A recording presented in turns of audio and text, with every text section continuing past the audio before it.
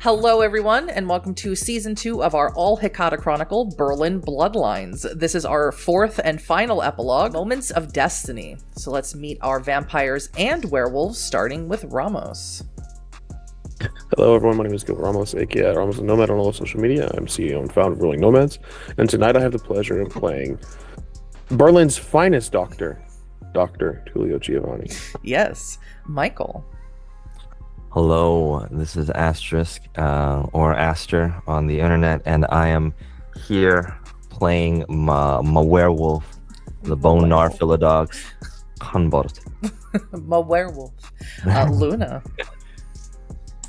Hello, I'm Luna, or druidbynight. You can find me at druidbynight on most social media platforms, including on YouTube, where I upload things. That's different now.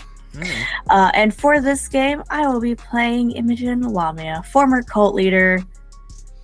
We'll see where this goes. Yeah. I mean, former, maybe also then future. Az. Hey everybody, I'm Az, or as I was on the social media, because I think I'm funny. And today I will be playing Best Doctor, the Red Talon Ragabash. Shakes the trees. Tullio's best doctor in Berlin and Timber's best doctor in Potsdam, obviously. Avery. Hi everyone, it's me, Avery, at Averydaboi on all the social media platforms. I style myself as something of an internet personality. In this time zone, I will be playing not a doctor, Markus Nebelstreif Sweets, the Black Fury Galliard. Thank you.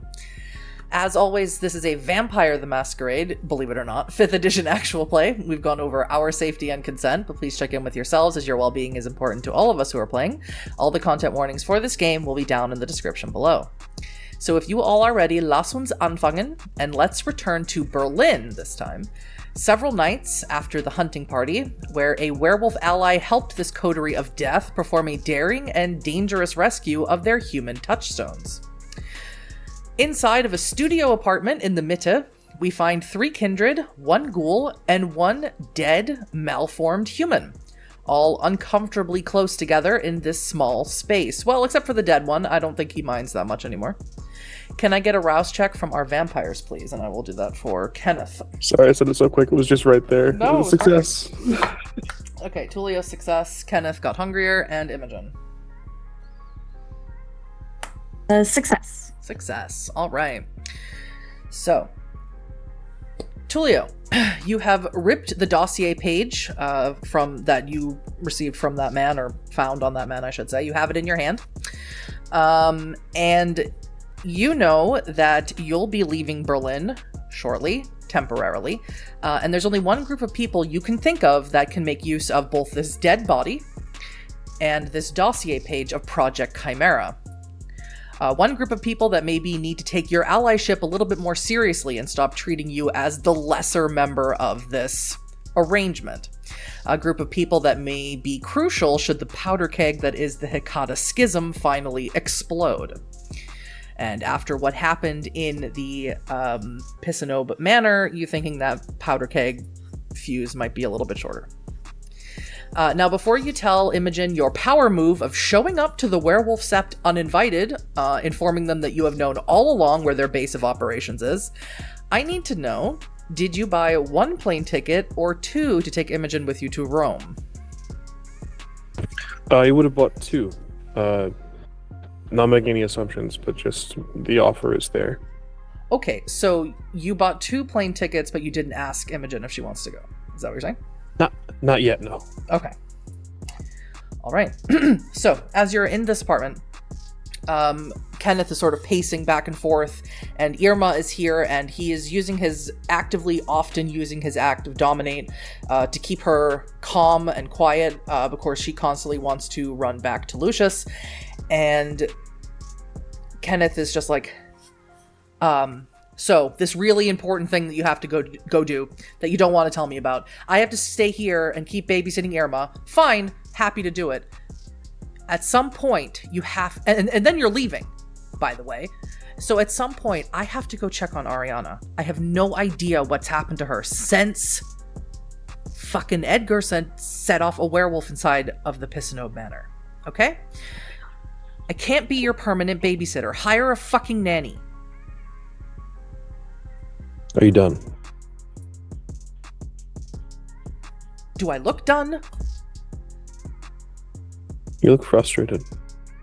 I am. I can understand how that would be upsetting to you, the situation. And trust me when I say I understand. You know Rest what? assured that arrangements have been made for when I leave. You may have some more free time, Kenneth. You know what you could say to me? You could say thanks. If it wasn't for me going against everything that you have been throwing at me the last few nights, someone else could have wound up in that hunting party. Not someone on your fucking side. And you would have been outnumbered. You're correct. Kenneth. You're absolutely right.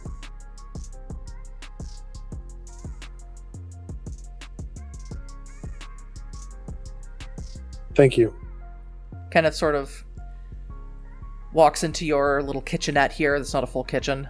Hops up on the counter and puts his legs up on the other side of the counter and just lights a cigarette. Doesn't say anything else. The efforts you have made are noticed, Kenneth. I am not a trusting individual. Okay. I'll be here. I'll watch your sister. I'll believe you when you say that you have arrangements made for when you leave. Even if you're lying, I'll still protect your sister. As I said, I'm not a trusting individual. If there's any consolation, the fact that I'm asking you to continue to do so should show that my attitude towards you has shifted. Okay. I guess I'm not a trusting individual either. Do make sure to take the dead body out before you go. We may be the clan of death, but it's starting to fucking stink up the place. It's coming with me. Great. See ya. He'll leave. Now, Imogen, you've been in the room. Have you been waiting by the door? Have you tried to speak to Irma? What have you been doing? Well, Tullio and Kenneth fighting, that happens all the time. Yeah, she typically, at this point, tunes that out unless things get serious again. Mm-hmm. I think she would be in the other... Actually, no, it's a tiny apartment. There's no other room to hang out. There is a bathroom. You can be in the bathroom. No, she's in the corner of the room listening. She's kind of watching Irma. And feeling helpless that she doesn't have her own dominate to help with the situation. Running through all the scenarios in which she could be helpful with this. But they're a precious little. Yeah, and it's extremely frustrating. Kenneth doesn't like it either, but he is constantly informing her to be quiet or to not speak unless spoken to, things of that nature. Because, as you've been witness to, Irma is completely and undyingly loyal to Lucius. His blood potency is so high that you couldn't possibly think to overpower it to ghoul her to one of yourselves. So there is nothing much to do except to keep her calm and quiet. And of course, if Kenneth isn't around, for whatever reason, Tullio also has access to things like tranquilizers. And that's definitely ethically questionable at best, but it is something. It is something to keep her from going back there.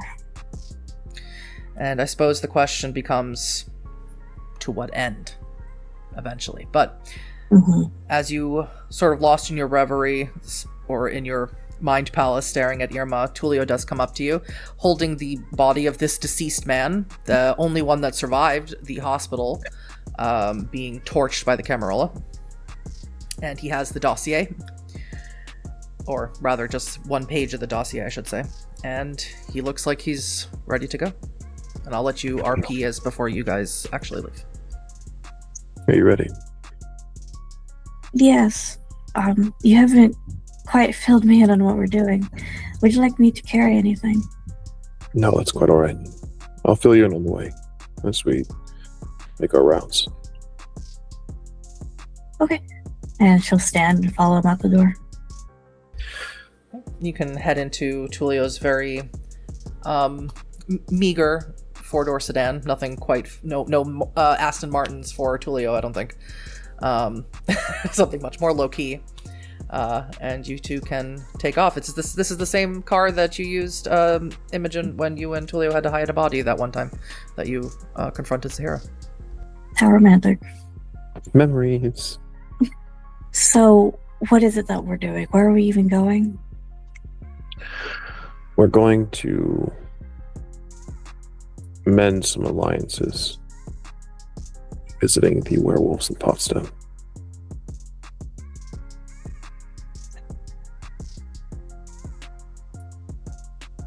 Do they know we're coming?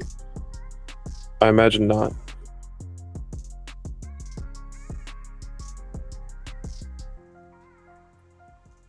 Are you sure this is the best course of action? It's the only course of action. You saw what they did during the hunting party. They sent one of their fools. They're not taking this relationship seriously. You need to be reminded that they're not bargaining from a position of power anymore. Well, be that as it may, fool or no, there's still a fucking werewolf. And we're going into their den, just the two of us. Should we not be more polite? So they don't turn that anger onto us? I don't think they respect politeness. Edgar tried to be polite. Edgar tried to be a politician. I think they need to show a force.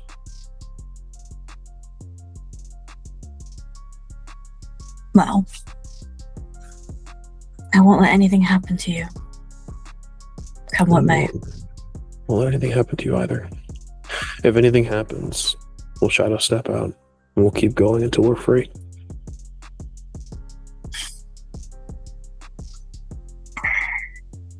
Yes, with the werewolves dogging at our heels, I'm sure it would be a romantic frolic through the forest. Let them come all the way to Berlin. See what they find. She smiles. It's cute, genuinely, when he's like this, when he's making moves. It's endearing. But there is that planning again, going through all the scenarios, making sure that there is that there are exit plans upon exit plans. I don't know, Imogen. How much do you think Hannelore taught you about escaping from werewolves? I think the only lesson she would have given you about werewolves is if you find one, run. That's what I remember from the first time she ran into them at the in the park. Mm-hmm. I don't think she ever said go and meet them somewhere. Certainly not. Not one of her words of wisdom. Yes. Yeah, he'll kind of reach over, open the glove box, and pull out the 2 tickets. When we're done here, I have some business I need to attend to in Italy. Was wondering if you might join me. A trip to Italy? Is it going specifically? Rome specifically? I've never been. I heard stories. Foolishness. True. Is it going to be all business or some pleasure? Only if you say yes. I would love to go with you. Excellent. They say that the Giovanni of Italy are more old world. So we'll have a great wealth of knowledge to learn from.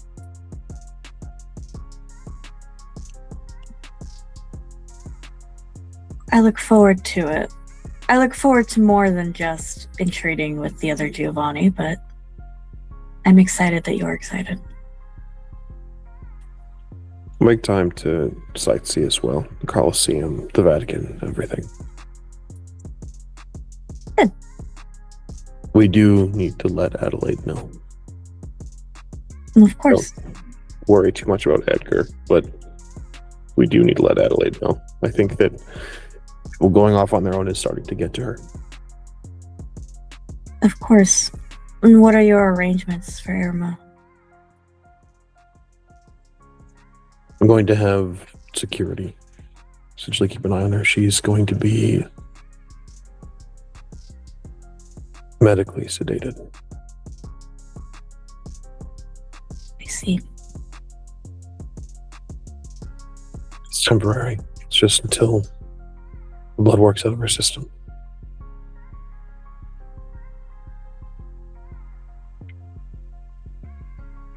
She's not slowly. Are you sure that are we sure that her loyalty is the only thing that will leave her system when the blood leaves? I don't know. The only other option was checking her into a mental facility. Having a watch on her then, and that felt even more medically unethical. Yeah. Okay. I trust you. I can help.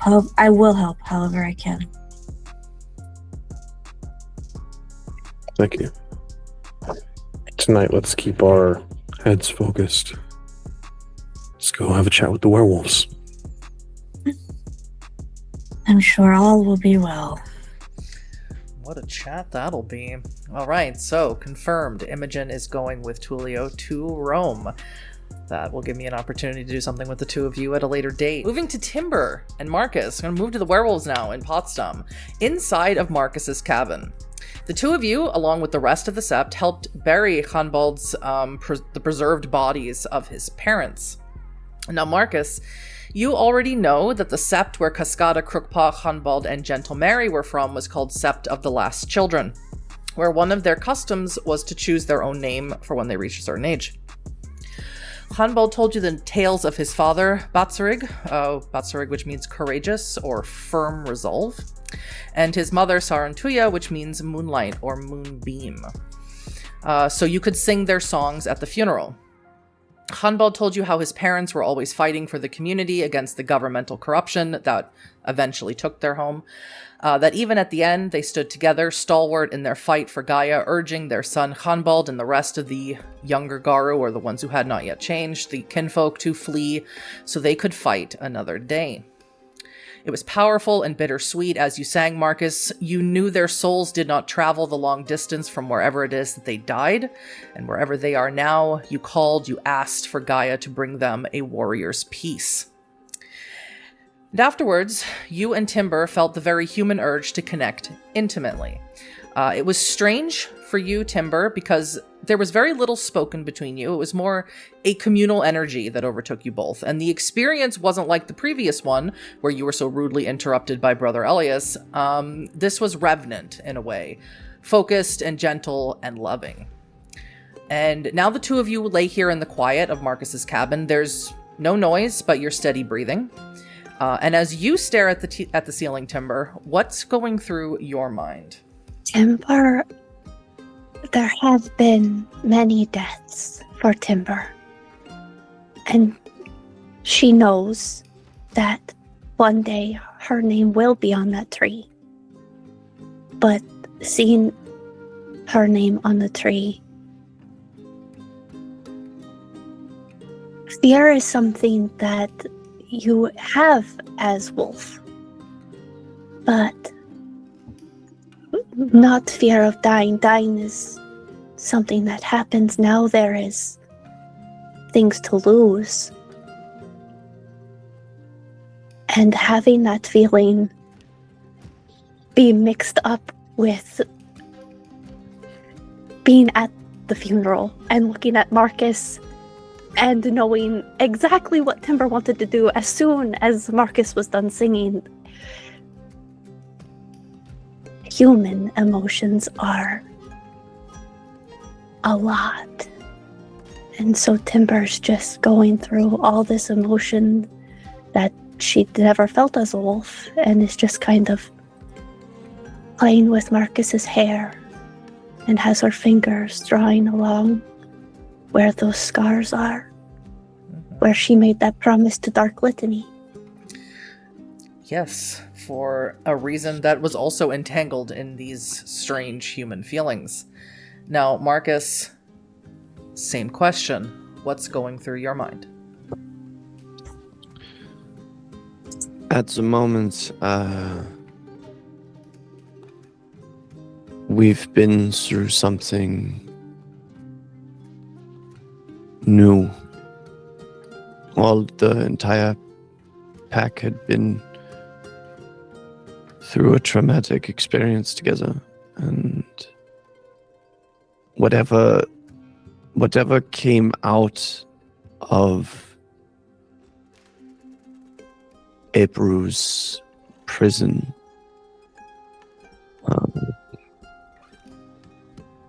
doesn't quite feel to Marcus like Marcus used to feel. And I think there's a certain part of Marcus that craved this sensual, physical connection to take back some of what he felt that experience took from him, to try and reclaim something with some amount of normality. While in the exact opposite space,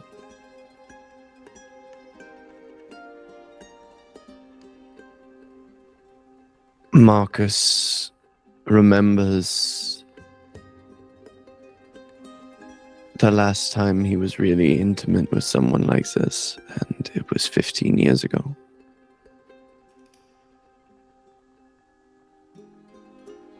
And now the product of that union, she didn't even know his face. She took the necklace he handed her. She didn't know him. And I think in that sense, Marcus is strangely still. But his breathing is becoming a bit ragged.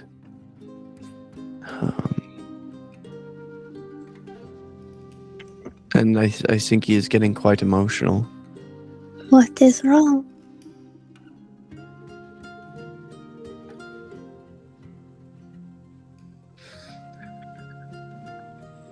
I'm not quite sure how to describe it. A part of me feels guilty that I couldn't find a way to get Felicitas out of there, and I want to go back,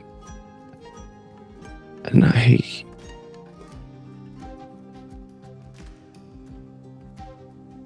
don't know what to do other than be here with you, which is where I want to be. But I can't just let her be there. Not after what we saw. No more lost pups. She's not lost. She was never lost. They kept her from me.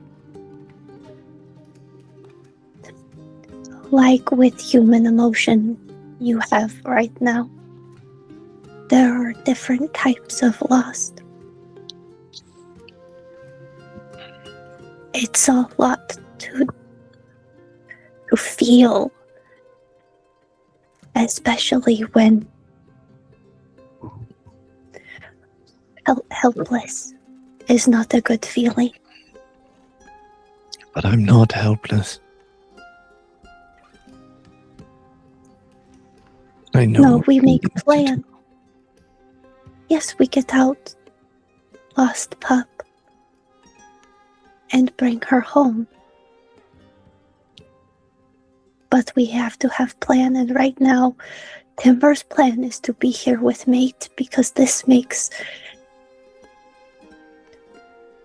the world is a lot. Especially when you feel all these things. It used to be so simple.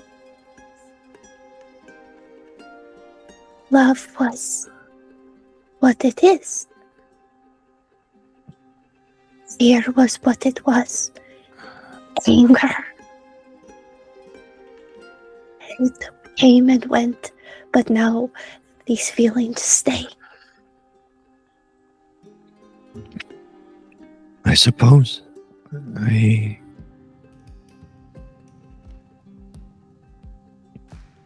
suppose this is a good way to deal with those problems. Yes, this was much better than the first attempt. Yeah, I still have to get Elias back for that. But Timber might owe Brother Elias an apology.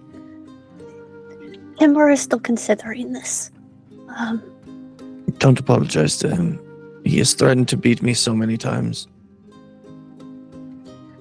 Mate makes good point. But I wish to rip his whole face off and eat it in front of him. I mean, he'll grow it back. That is what Timber was thinking, yes. Because Timber did not like that feeling.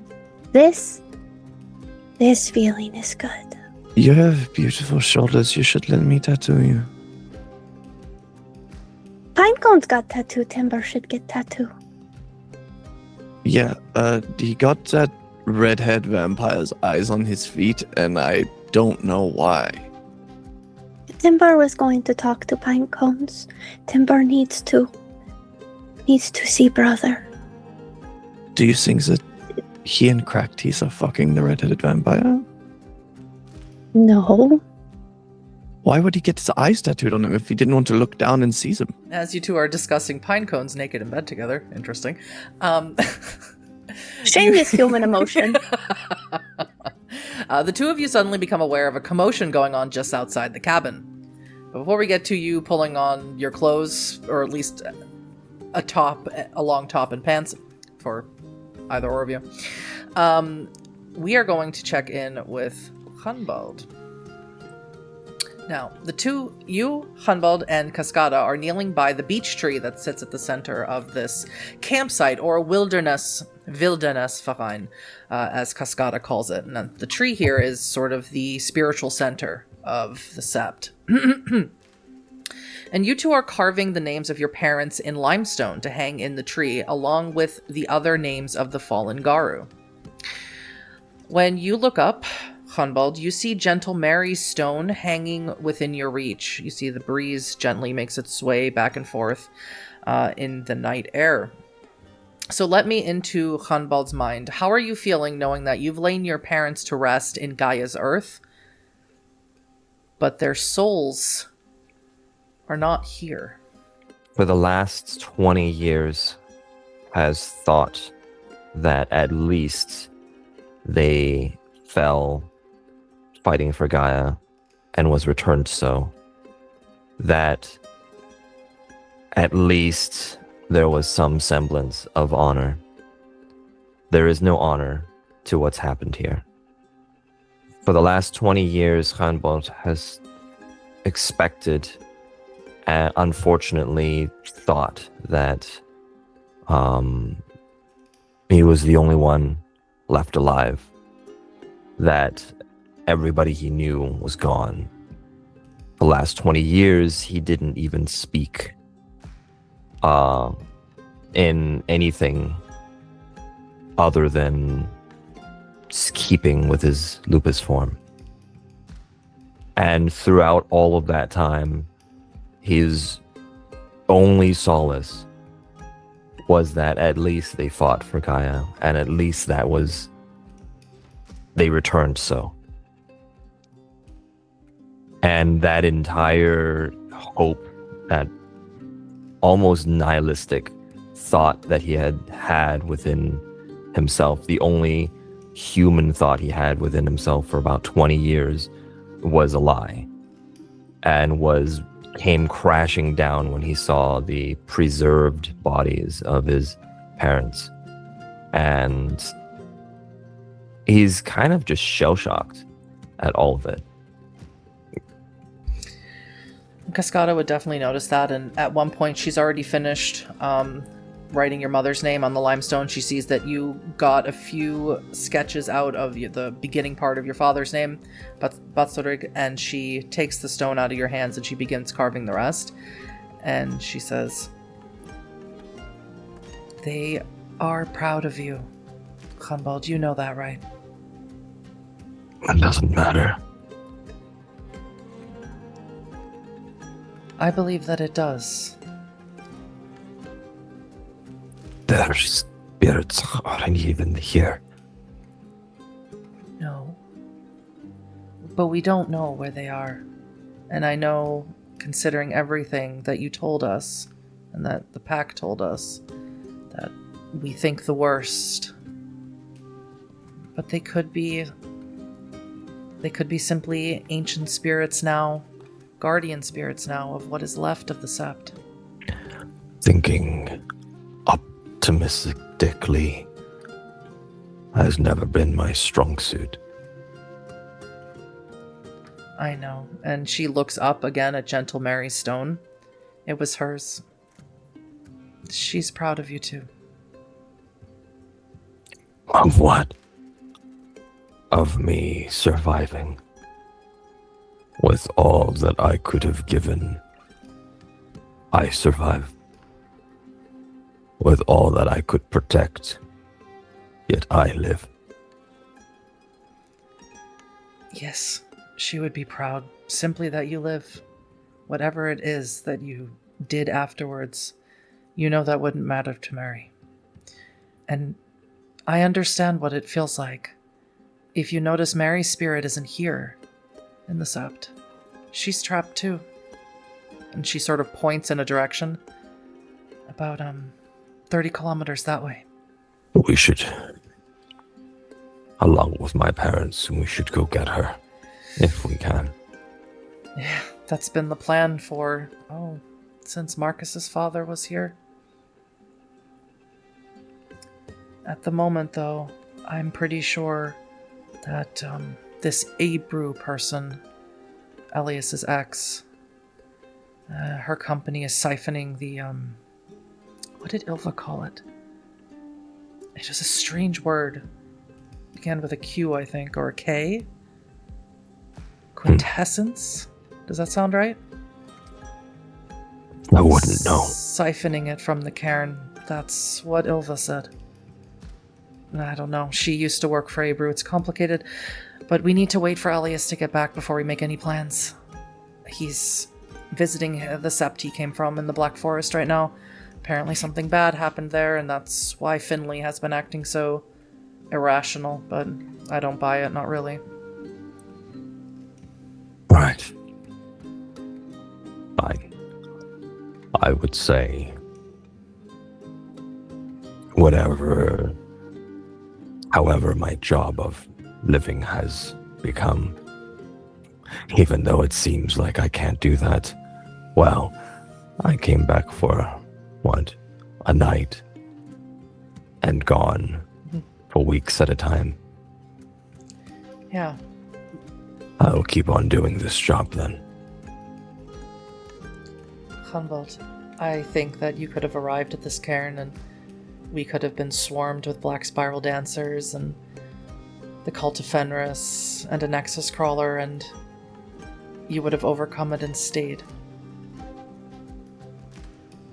No matter what happened after the last children fell, you're a fighter. Even if your form of fighting was protecting what piece of land that you could claim, you were still fighting for it in your own way. That changes The land is nothing. Gaia means everything, but without the ones who could inhabit it, the ones who could continue it, Gaia also means nothing. Seems blasphemous to say, but we're all connected. It's all a cycle. It all matters. No, it's what Unicorn whispers to me, and I would expect nothing less than a Philodox to say something like that. You've recovered well, then. I mean, 10 weeks gives you a lot of time to regrow skin and, for organ reparation. Yeah, you say that, but I've seen worse. I'm doing fine. I'm not Sept leader anymore. I just want to make sure that everyone is okay, that I'm here to help, and I am, and I can be back out in the field, so to speak. I don't have to worry about the political affairs of the Cairn anymore. That's up to Talia now.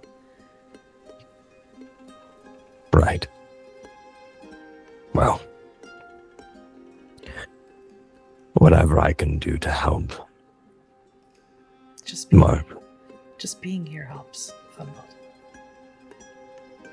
Markus does not take very well to me, but what he did, what he sang, it was a service. I'll not easily forget that. Let me put it this way, since no one's listening, I hope. Maybe Timber is, I don't know.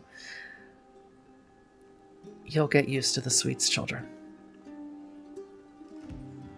All of them are handfuls in their own way. Funny you say that. They said that about us in our home. They sure did. And look at us now. And that's when Crookpaw suddenly, you hear Crookpaw howling somewhere towards the entrance of this, like I said, it's a verein, so it's basically like a campsite that has a section of it, a very small frontal section where people can come and sort of do archery or skip rocks on the lake or swim in the lake. But the rest of it is sort of blocked off and just for the werewolves. It's got a high fence and things like that. But as you've noticed, people who know about the area seem to come and go, people who aren't werewolves. And you hear Crookpaw howling, and you know from this howl that it is a howl of alert. I am going to immediately stand up and head over there, like almost wordlessly.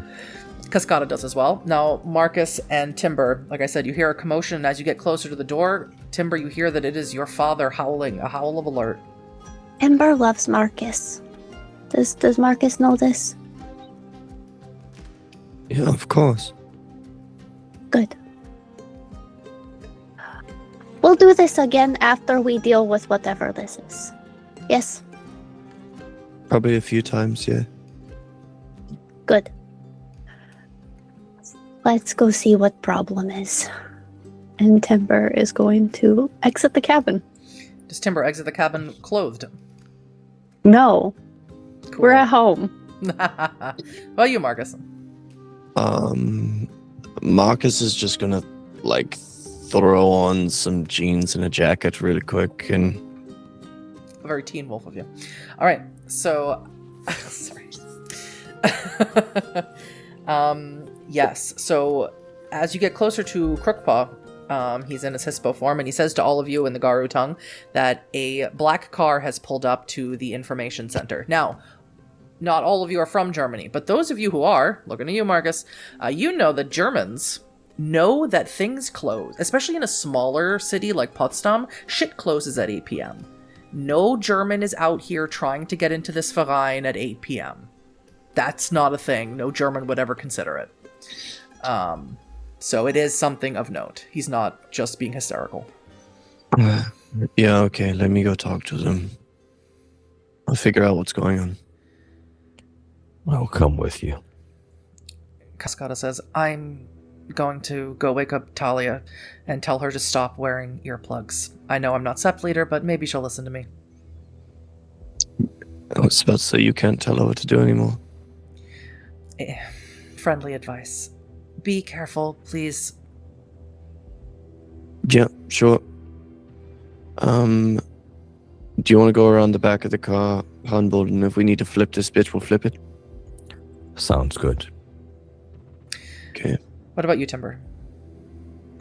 Timber had already started to get into position, like walk towards where the back of the car is. Naked? And it's just like, all right, yeah. Okay, so we have Markus coming to the front, Ganbold going to the back, and Timber sneaking around sort of on the edges here.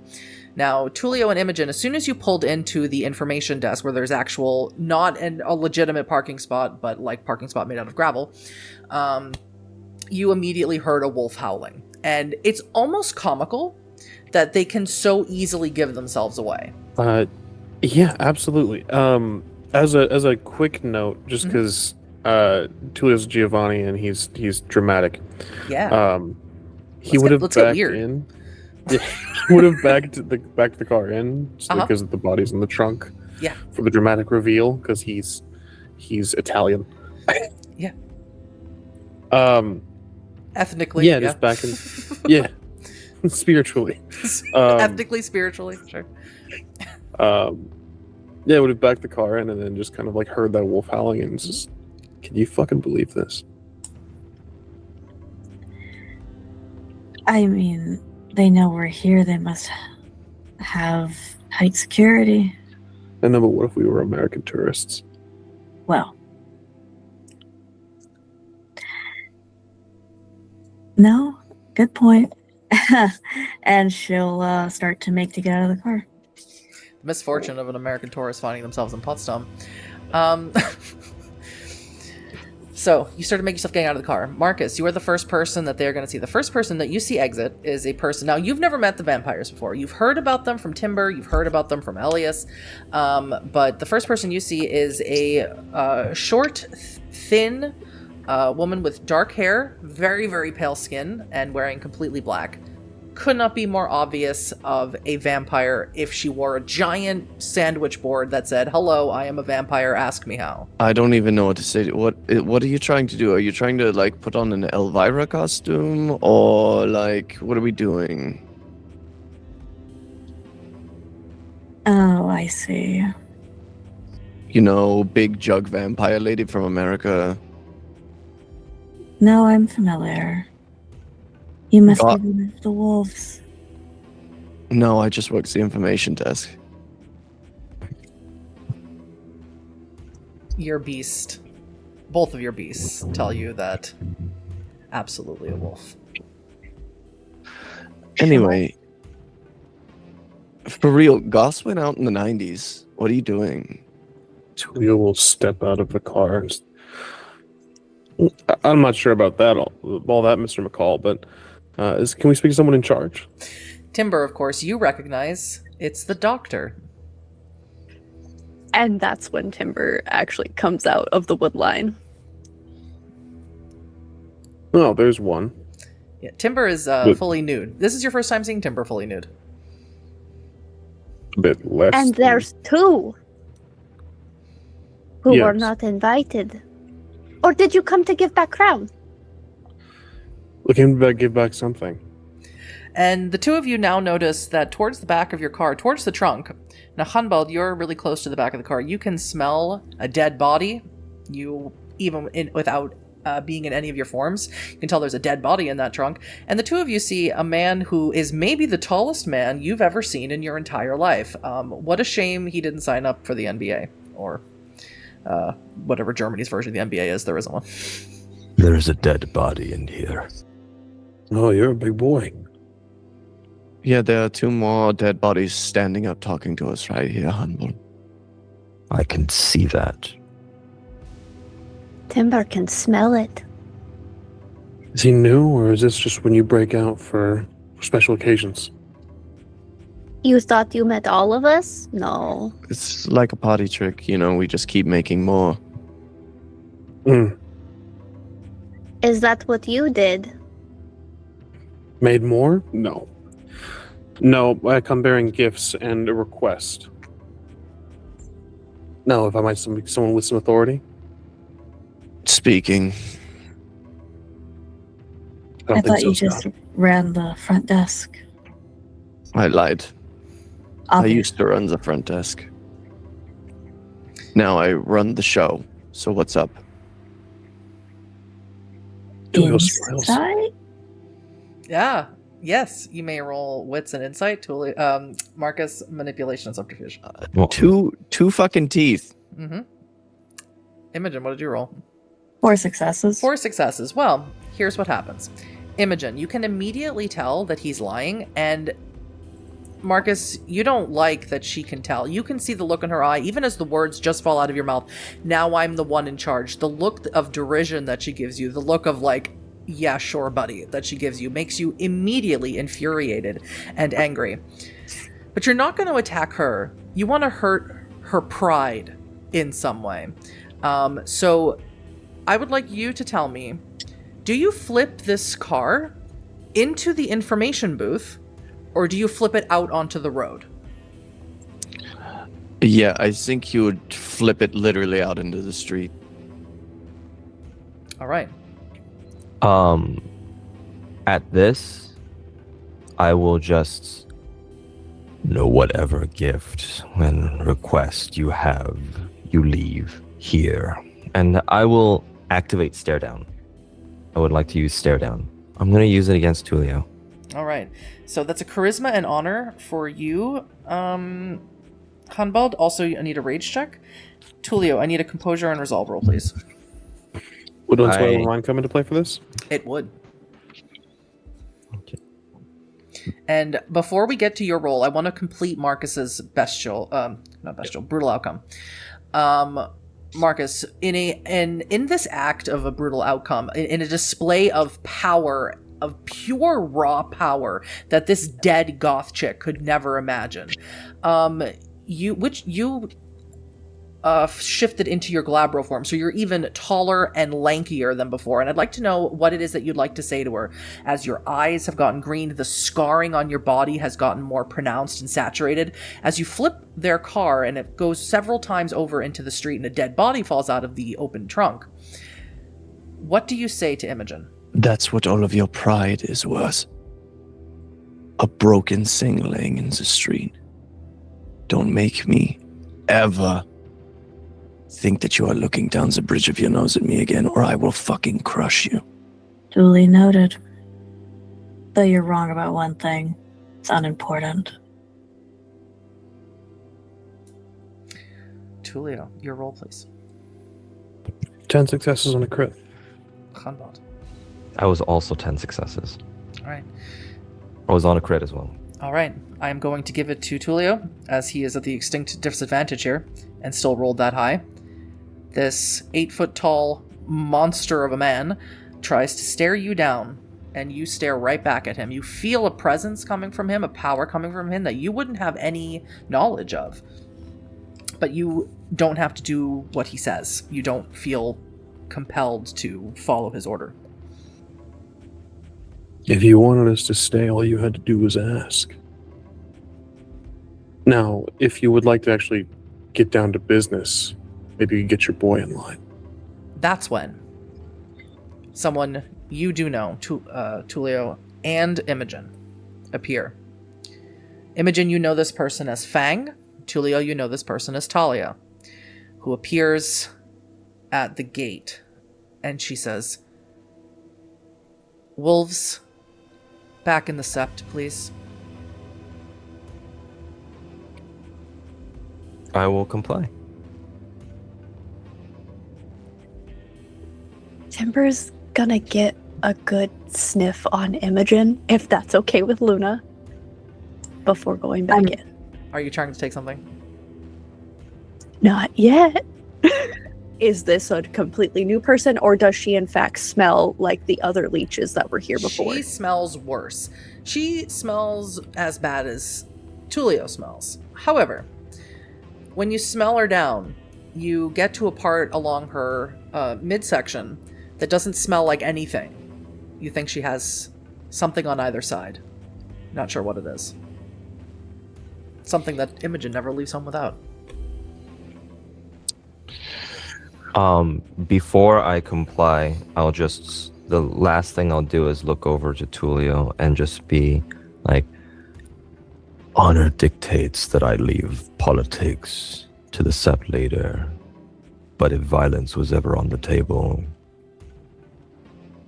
I hope you're on our side and not on the other. And I'll walk So up. we come to negotiate. Talia's waiting for you, Marcus. Marcus is going to go fetch the body out of the street. You are not following your sept leader's orders, is that correct? I mean, somebody has to get the body out of the street. Talia Imogen sees... was- Yeah. Talia sees the body. I need to know if you are following Talia's orders or your own.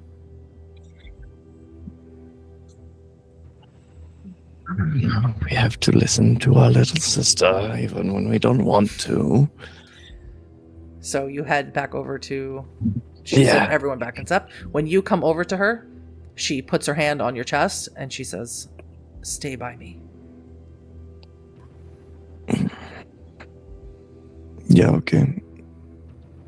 If we have to, which one goes first? I'm less concerned about the one with the beard. Do you want to keep him? Like you were keeping Nata? No. I do want to know what they want, though. So, Imogen, you have gone to the street and picked up the body, is that correct? Correct. I have a better question for you. You have quite a bit of strength. Mm-hmm. Would you like to flip that car back into place? Yes, I think she will do that first and catch this person's, that she doesn't know the name of, his eyes. Mm-hmm. Strength and athletics, please. You may rouse if you like. Timber is going to lean into Talia. The small one has something on her. I can't smell it. Well, if anyone can find out what it is, Timber, I'm sure it's you. That was permission. Hell yeah. And Talia looks at you, Ganbold, and she says, he was able to resist you. That concerns me. Don't try very hard for leeches. I'll just continue forward. I think they'll all find it hard to resist these. Imogen, your roll. 5 successes. 5 successes.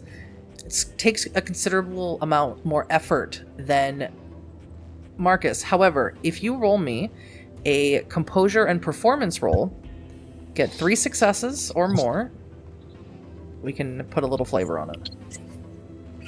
Sure. Otherwise, it's going to look like you struggle a little bit. I'm gonna prove Talia's point when she says she's not worried about the guy with the beard. 3 successes. 3 successes. So, Marcus, Ganbold, Timber, and Talia. You all watch Imogen walk over to this car, pick up this dead guy, toss him to the side, walk to the car, and begin flipping it back over. But she does it very controlled. Almost like, have you ever seen a strongman competition where they take that tire and they lift it up over and over again? It's very meticulous and controlled. And she's staring at you, Marcus. She makes eye contact with you the entire time. And you're not sure if vampires sweat, but she's definitely not sweating. And eventually she flips it back over to exactly the position it was in. And I'll pick up the body again and rejoin Tullio. Thank you, my dear. Of course. My dear. Talia sort of taps on you, Marcus, and she says, I think she's got a crush on you. Mr. Giovanni, to what do we owe this extraordinarily unexpected and undesired pleasure? I've come to have a discussion, and I bring a gift. As I was telling your... whatever that is, looking at Ganbold. He is our brother, as we are all brothers and sisters of Gaia. I'm sorry, I have not been in Berlin for some time. Do phones no longer exist there? I am sure that you have not lost Walker's number or email address for that matter. Well, you see, the last time we had a conversation over the phone via text message or phone call, our requests weren't taken very seriously. So I felt the need to come myself Perhaps you have a negative attitude toward my brother. Maybe you and I can have a better conversation. Are you suggesting that Pinecones isn't one of our finest members of the set? Given his performance, no. I would have preferred the big one. Well, the big one was busy. I don't suppose you brought any of your medical equipment with you? Well, it was in the car. And luckily your deer returned it to its original position. There's someone you can look at, and while you look at him, we can talk. If I choose to look at him. Because right now we're negotiating. Is that you inviting me in? Once you enter into the Sept, Mr. Giovanni, I'm afraid that your bargaining chip, or your bargaining position, is going to be much lower than it is at this moment. Than it would be if you turned around right now and left. I'll reach into my coat pocket and pull out the page from Project Chimera. I think you'll find that my bargaining chip is well maintained. Talia doesn't know what that is, but Timber, Markus, Ganbold, you all remember seeing this inside of the construct. Couldn't pick it up, it was made out of static. Project Chimera. He has an actual physical copy, or at least one page of it. Is Leech going to make good on whatever deal made, unlike with Crown? If we can understand that you need to make good on your end of the deal, then I'll continue to make good on mine.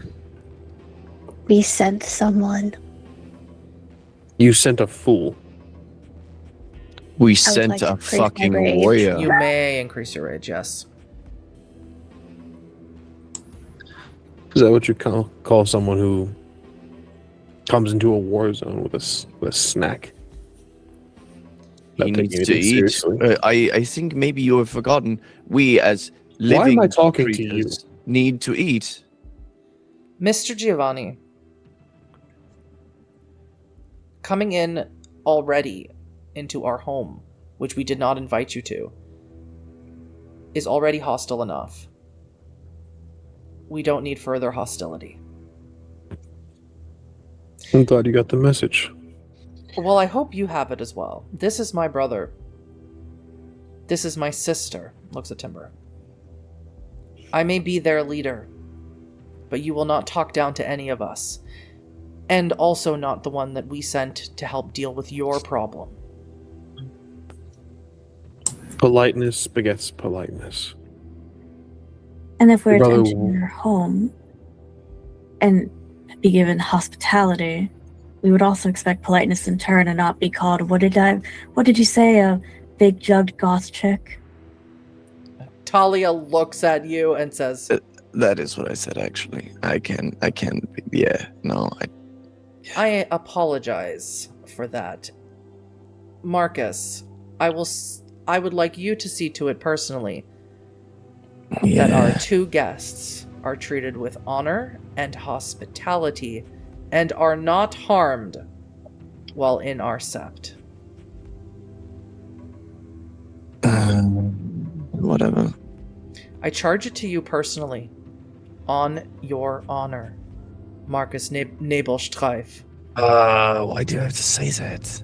I'm a Silverfang. Yeah, sure, I'll show you guys around, but if you act like dickheads, we're going to send you on your way and then probably kill you after. That is not hospitality. No, that's the exact Nor is it definition of honor. hospitality. Inside of our house, we'll be cordial, but outside, But it's not We'll see. honor.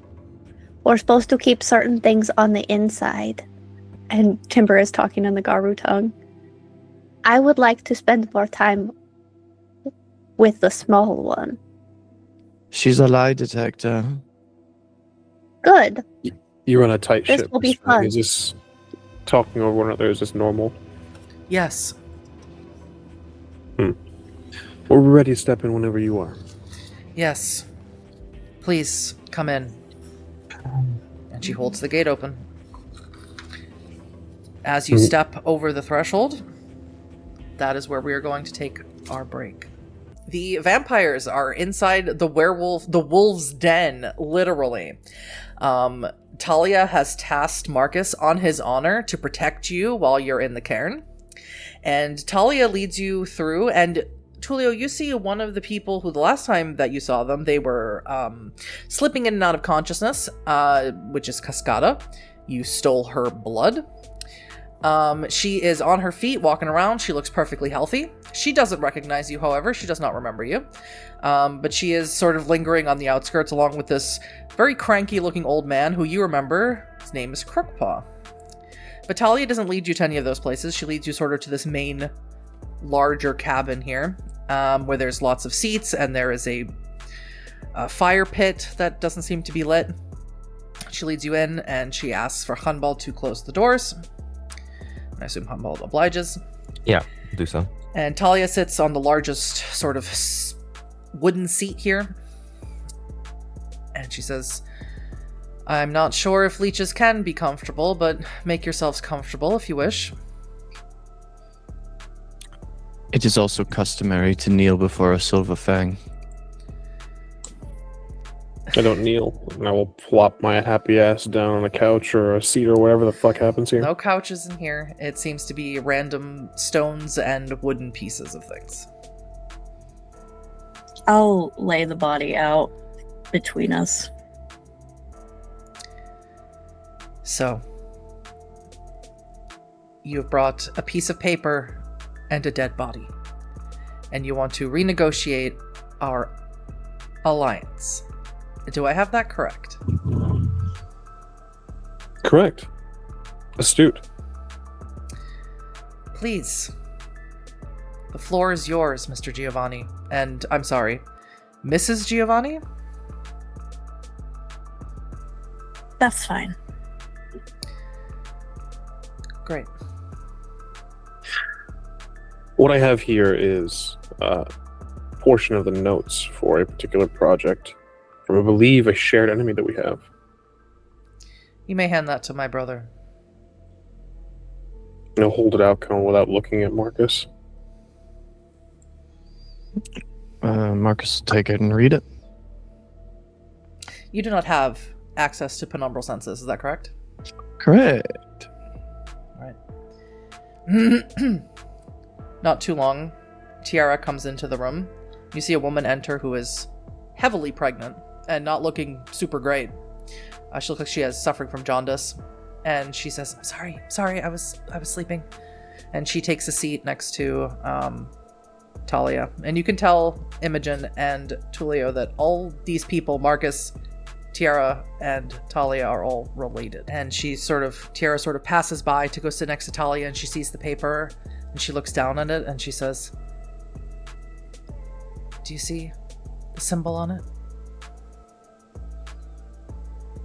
Markus will respond in the Garo tongue. I can't see shit. It's a symbol of the Stargazers. Disgusting. Shukra's in town. It makes sense. She's working with this person who held you captive for 10 weeks? Probably. She would work with anyone to destroy me. She sort of pats your shoulder and goes to take her place next to Talia. Talia responds to you, Tullio, and says, we are, let's say that none of us had a lot of time to study in university. Why don't you explain to us what Project Chimera is? Well, near as I can tell, they're trying to experiment on shapeshifters. They're trying to control the shapeshifting. What I found most interesting is that they're trying to suppress a lot of this. I thought you might find it interesting as well. And this corpse, I see he shows signs of, let's call it lycanthropy. Was this your doing? My doing? No. This was one of the poor bastards that they were experimenting on. Someone I managed to liberate, and run some tests on myself. I wanted to get down to the nature of their experiments and see what exactly they were trying to do. And he is a part of this Project Chimera? I have every reason to believe so. And in the Garu tongue, she looks at Markus, Timber, and Ganbold, and she says, "Is this something that you saw while you were trapped?" They're using my daughter to make the medicine. I have reason to believe that my parents were part of it as well. They're missing pieces, though. There were 2 other experiments that they don't know about, it seems. They're trying to make a vaccine for being Garo. Is this all on the primal tongue? Yeah, it is. Talia looks back at you.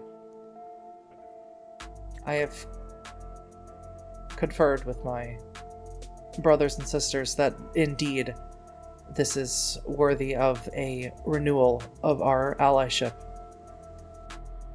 What is it that you would like, Mr. Giovanni, Mrs. Giovanni? Well, for starters, let's all keep cordial. I think it's kind of rude that we all keep switching to a language that me and my dear can't understand. As allies, we should have no secrets between us. I understand there are religious aspects to which you can't discuss.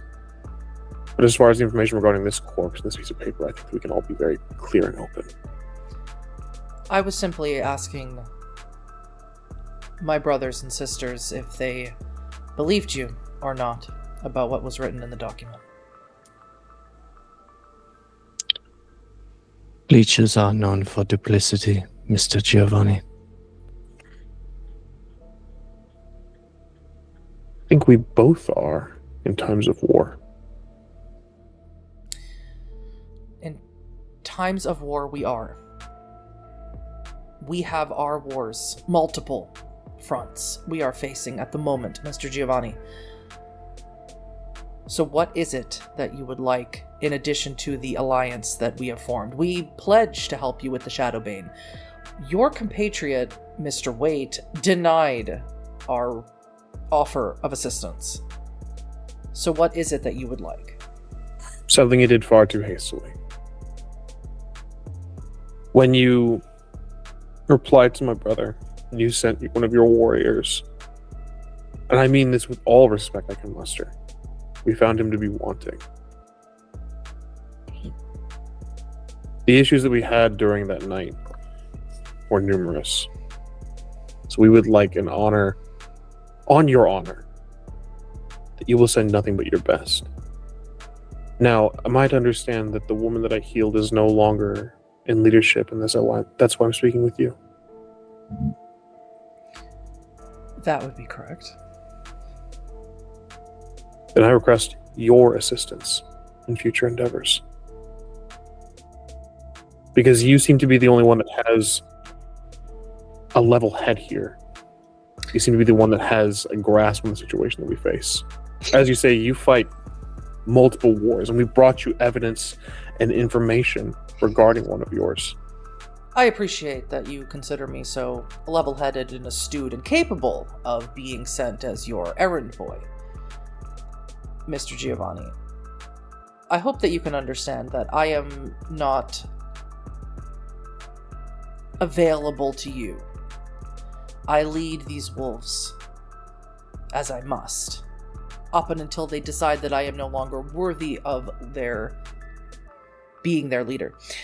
However, I can offer you, for example, Cascada, Crookpaw.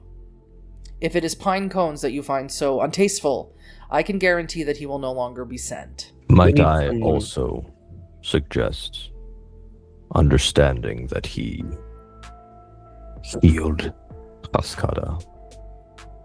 I am honor-bound as Cascada's kin to repay that debt. Of course. And your honor does you well, Ganbold. It makes me unworthy. Ganbold, of course, is also someone I could send. I think it stands to measure also that out of the many of the how would you say it? Out of the many of the warrior caste of our people, none have so storied a list of achievements as Pinecones. His achievements might be many, but his ability to follow direction was wanting that night. I'm not asking for loyal soldiers to me that will follow my order at every beck and call. It I'm asking for seems someone as who if that takes is what initiative. you're I asking am not for. done speaking. Marcus, you may increase your rage. There is a distinct issue between a warrior and a competent soldier. Marcus, you're at 5 rage. Unfortunately, it will never be me who you're communicating with. If you can't tell, we don't have a lot of access to internet access or electricity here. Not in great abundance. It'll be Crack Teeth you're speaking with, and he is at the moment in Berlin. Perfect. And Pinecones is with him most out of all others. I cannot guarantee that Pinecones will never be sent should you come calling or asking. I can strongly encourage Crack Teeth not to. A strong encouragement would be much appreciated. I just want to know if the crux of this alliance is solely on the fact that Timber's brother was so disappointing to you. That is a large part of my visit, yes. The other part is that we have... Well, let me ask you this. Do you feel that we've been found wanting in our duties into what we promised you? Do you feel that we've not upheld our end of the I bargain? don't know. Where is the crown? We're working on that part. The only thing we've ever asked you for. And to heal your set leader. And there she And we was, take walking care. free. And we take care of Shiny Lady, who is more than was Bargained for. bargained for. Thank you. That does remind me. Ganbold, Hardrain has been in Berlin for the last few nights. I'm not sure why. She said she would return. But would you please check on the woman in the cabin that is at the farthest edge of the site? She never requires food or water. But I just want you to check to make sure she is still there. I'll just nod. Thank you. Mr. Giovanni. If that is the crux of what is hanging in the alliance, then fine. We will try not to send you Pinecones again. We would be more than if you would like to amend the hasty decision by Mr. Wade that you don't need our help with the Shadowbane. We are more than amenable to help assist removing a most dangerous worm artifact from the city. We need help removing the obstacles. I see. We discussed previously Lucius Giovanni and his gathering of support for his cause. It's getting worse. We need his numbers thinned. Unfortunately, Mr. Giovanni, we can't be your army. We have multiple fights that you cannot help us with. No, I can only be your doctor. You could be our doctor. And for your doctoring, we can send 1 to maybe 2 warriors should you need them at a moment's notice. But a mustered military? We can't promise that right now. We have wars of our own to fight, and I'm not talking esoteric ones. I'm talking ones in the near future, if not today. If that is what my doctoring buys me, then so be it. Then what does this information buy me? And I'll gesture to the corpse. Your lives. Is that right? Marcus. And where They is the come rest here of it? unannounced With information you need about a common when enemy. supposedly their heads were bound when they were brought here last, no? So they have committed espionage to find where we live place. When we arrived, you howled. It's not that difficult to find you. Yeah, were you just driving around the countryside in Potsdam listening for wolf howls? Piece of shit. No, I watched the latest episode of Teen Wolf, and there you were. I think I should excuse myself. I think you should also, Marcus. Mm. Go and check on Timber will watch them. Go and check on Ilva. I haven't seen her tonight. What about the other one we have here? Don't worry. The doctor will look at him. No, the other one of them. Oh. I Yeah, almost one of- forgot. One of ours. No. Marcus, Shh. go check on Ilva. Timber, unless there's anything else that you need, and she looks at you very pointedly, I think you should make sure that Marcus chills out. I still think that we should find out where the rest of it is, but come on, Marcus. I want that fucking crown back. Kick open the door and walk out. Timber, do you try and take anything from Imogen? Yeah, Timber's gonna lean down and be like, we can talk about other one. You might know Renata? And is real close to the face. And yes, we're gonna see what's on her. Honor and larceny. If that's okay. 7 successes. Ah. Alright. So you see this werewolf come over to you and she's sort of talking real close to you, and you feel her hands start to move down your stomach slightly. And Timber, you feel what could only be a blade before this vampire reaches out and grabs your wrist. Yeah, she'll grab the wrist and be like, nice try. I respect it.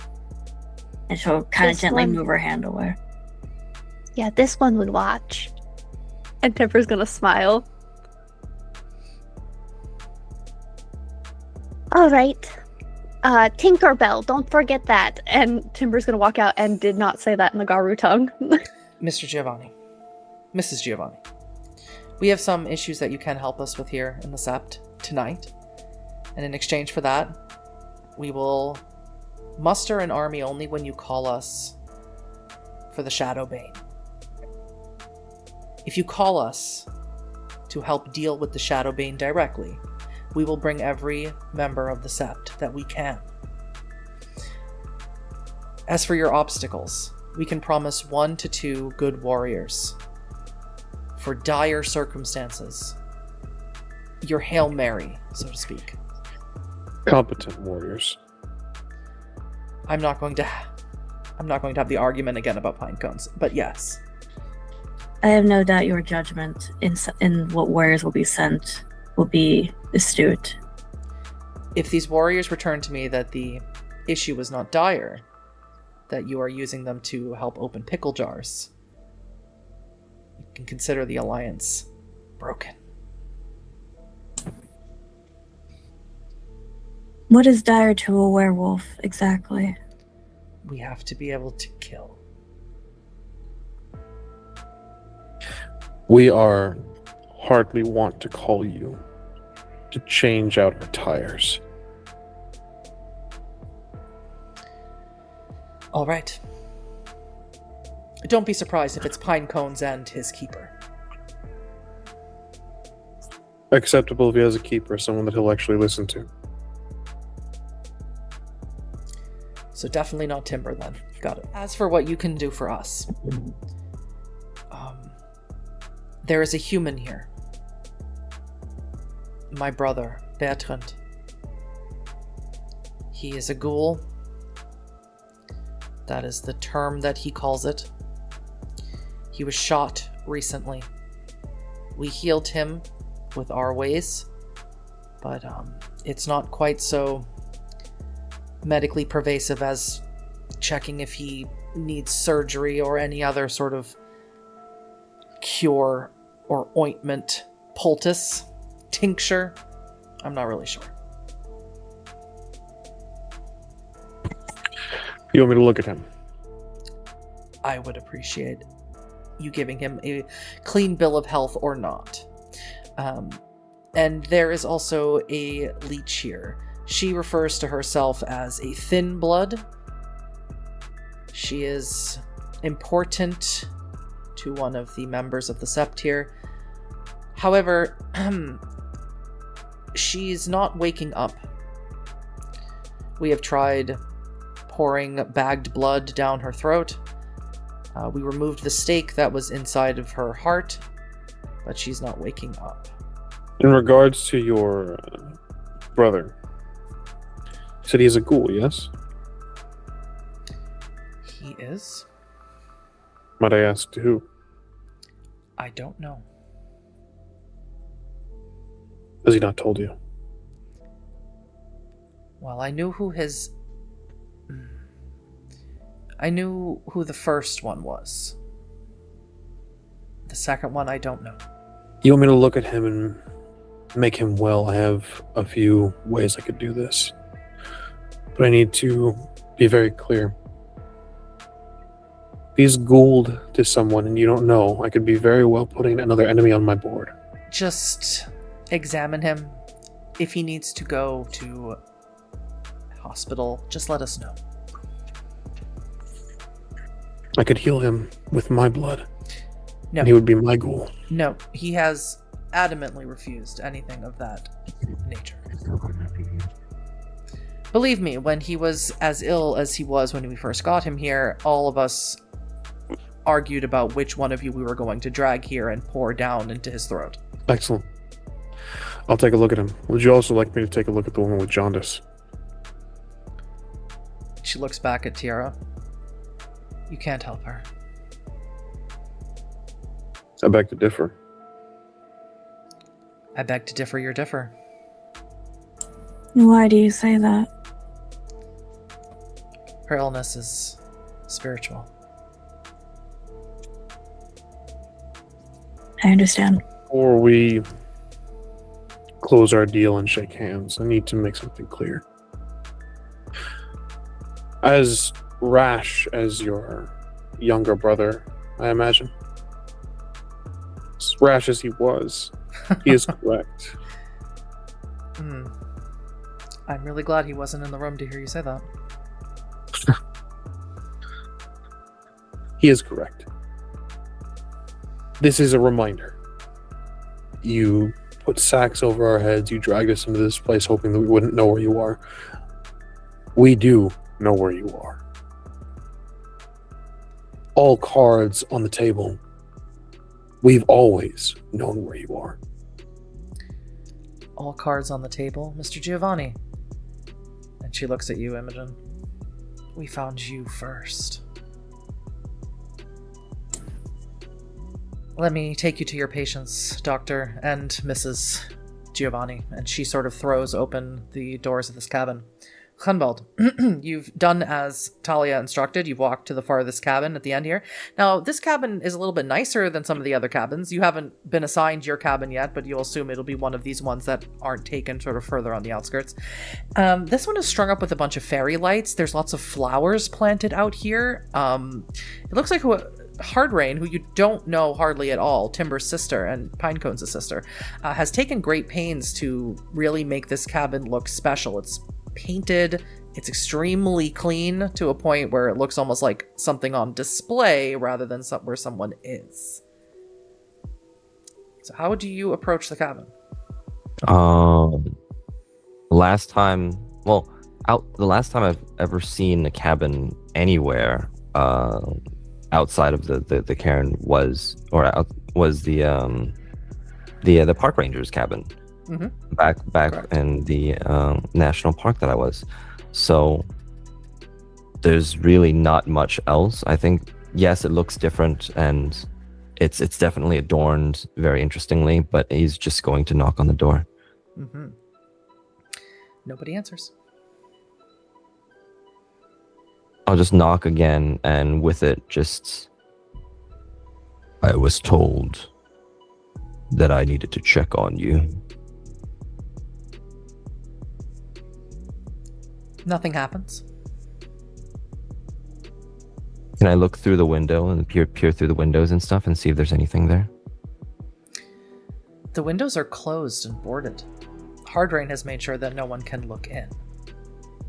But as you move away from the porch to go check the windows and you see that they're all boarded in, the door swings open very slowly, creaking the whole way. Is this permission for me to enter? There is no noise that comes out as the door continues to swing open, not with wind and not with a hand. You smell something very sweet and floral coming from the inside that wafts out, and inside you see that there is a woman laying in a bed. Is she conscious? Doesn't look conscious from where you're standing. I'm gonna go and check. Go in, you see that there is sort of mosquito netting hung up here. More fairy lights. Everything in here is very, very clean. Lots more flowers in here. She's a woman who looks to be about 40 years old. She has long, dark hair, tan skin. And she's wearing a very nice blue dress. Looks like her hair is freshly washed and brushed. Looks like she gets changed her clothing. Very nice pillows and blankets here. Nothing nicer than anything that you've seen for anyone else here in the cairn. And she just has her arms folded over her stomach, and she looks like she's sleeping. If she looks like she's sleeping, then I'll just kind of make sure. I'll just look around and make sure there's nothing that's left completely awry. That now that she's not been cared for a few days, or Hardrain's not been there. But then, like, if there's like some sort of like water dripping or something like that, I'll just double check. You see everything. no evidence of food anywhere, no evidence of water, no evidence of even a bedpan, anything of that nature. Okay. Well, if that's the case, then everything seems to sound exactly like what Talia told me, and then I will see that she's there and walk outside and close so the you door. start to walk out. Can you make me stamina and occult roll, please? For sure. So 4 on a crit. You hear a voice in your mind that says, "I am sorry for what happened to your parents, Ganbold. That is noted. You wish to know where their souls reside in this world, don't you? Yes. Would you wish, too, that they walked with you here, on the earth? No. Would you wish that your family, the ones who died, the young ones, gentle Mary, I hear in your mind, do you wish that they walked with you once again?" Wishes like that are sinful without honor for someone who walks with Gaia. I respect your honor, Ganbold. If you find that honor is not enough to save you and those you love, I will be here.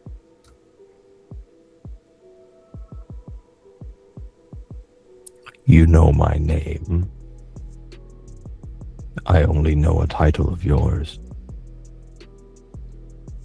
What is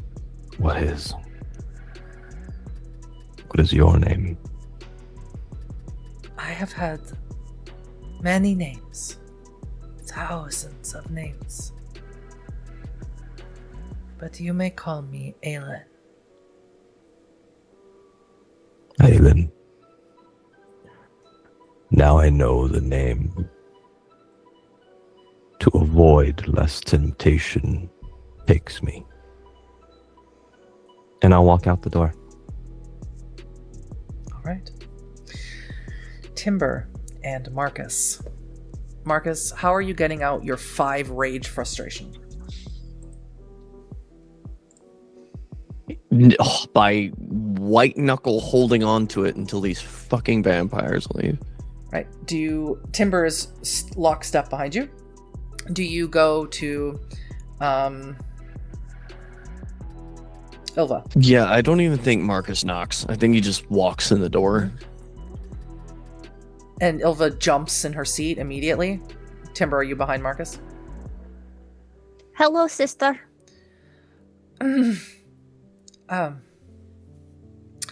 Hello. Were you sleeping? I was reading. What are you reading for? And you see she doesn't have a book. You weren't reading. I was reading, just not in a way that you can. Okay, I know I did bad at university, but I didn't do that bad. No, this have to do with the not weaver trash. Yes, I was. And she takes out this strange device, almost looks like a pen, and she sort of tucks it into the front of her pocket here. It doesn't matter. It doesn't matter. Like, what were you reading though? Like, I'm here now. We made it here. We're on the plateau together. Take 2 steps back. I was just checking medical documents for something. But what are you worried that you have the disease that Bertrand has? No, I don't have the disease that Bertrand has. I don't have Huntington's disease. Then what are you worried about? It's not important. Why are you here? What are you crumpling in your hand? Give document before. Let go. And Timber's gonna take it. Yeah. Leeches brought this. Does Ilva remember what we said about being gone? Or too busy crying? It is okay to cry. I remember. Timber. I know what this is. Yes, where did you get this? The leeches brought it. Where did they get it? I don't know. You didn't ask? Great. We saw like a copy of this in Abru's like spiritual prison or whatever. You were in Abru's spiritual prison? That's great. Yeah, that's so where we good. got stuck for 11 weeks. That's where they have your niece. That's where they have my daughter. It's so good. No, 2 separate places. That one was in this reality, not in weird zooming And number she place. holds up the paper. This was the project that I headed when I was working for April. I didn't know I was working for her at the time when I was in Australia. This was the project I was hired to work on. Did you know about the others and said nothing? The only thing that I worked on was, I really don't want to talk about this. They sent you tissue samples from someone, and you analyzed them. Yes. And they Is were it trying time to to get you step- to synthesize a vaccination for a gene strain in their blood, no?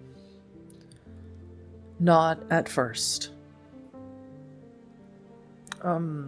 What Timber's gonna get between Markus and Ilva.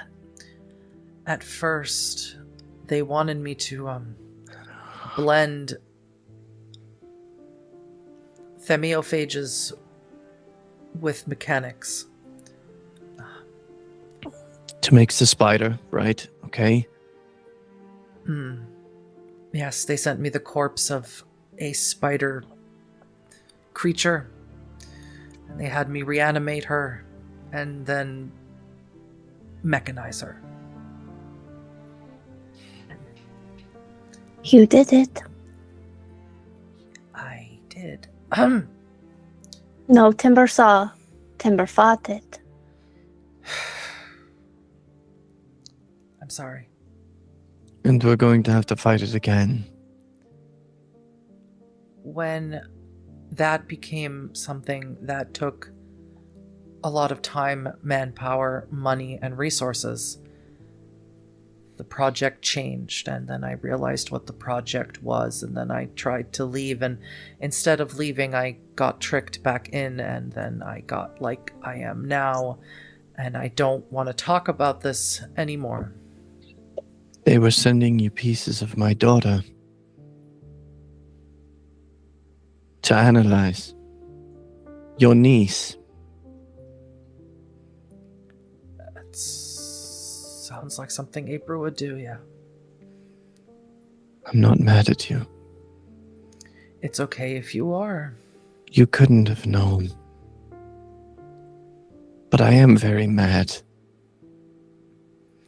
I can see that. I can feel that. So you do not know about the Tinkerbell project? I do know about the Tinkerbell project. So Ilva knows about Tinkerbell project and Project Deepwater. I don't know. Deepwater, I never heard of that one. Tinkerbell is... I know about it. What is? That is, something to do with these... I don't know how else to describe it. These fairy creatures. They do things with inanimate objects, innocuous things. They infuse it with something, and they steal things from mortals. It could be a variety of things. Creativity is one of the ones that I saw personally, kind of. Timber does not want to raise blood pressure. It is bad for the pup. Would Ilva look at body? There's a body?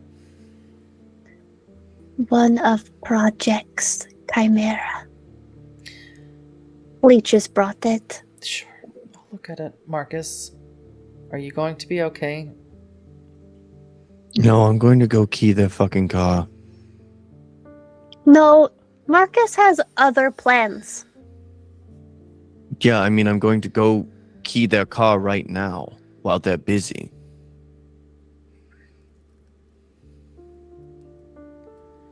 That is what Markus would like to do instead. Okay, Timber sees how it is. Does Ilva need food? Does anything? Timber is now upset, and food help. I've watched Markus fumble the ball for so many years. It is embarrassing, yes. At this point, Kind yeah. of for Timber. Timber doesn't like that. It's going to take me like 30 seconds and then we'll bone. Okay? Body. Body? Body. Okay. It is changed, but not right. If you bring it to my cabin, I'll look at it. Timber will bring body. Will take more than 30 seconds. And Timber's gonna leave the cabin. Mm-hmm. Yes. Markus will take the ring off his finger and plop it into Ilva's hand. What is this Says- for? There's a powerful weaver spirit in there that I snatched. Yes. I thought you were going to give it to... I tried to give it to Elias, but and Horned Serpent might want it. What do you want But me to do I'm with it, interested if I can make it work for me. Markus, I can't... Or if you could use it for something. If you could wake it up, and if it could help you, I would give it to you. I don't know. I'll have to look at it. I'm not trying to be difficult. I'm not trying to But be you kind antisocial. of want me out of here. No, that's not it. I never fit in, Marcus. There's a reason I left when I was 16. I don't know what I'm doing here. I don't know what I'm doing anymore, and I am just in a state of flux always, and it makes me extremely uncomfortable. I wish I could shed my skin. Like you. You abandoned us to be part of the world. We abandoned the world to be a part of us. We abandoned you as much as you left us. We should have supported you. I should have gone with you. Oh, Marcus, you were far too busy hoping and wishing and praying and jumping up and down every day in front of the mirror, hoping you'll turn into a werewolf. And Mom and Dad were born as animals, so they couldn't really be there for me in the same way. I really don't want to have this conversation. I'm sorry, Marcus. No, but I'll take care of you.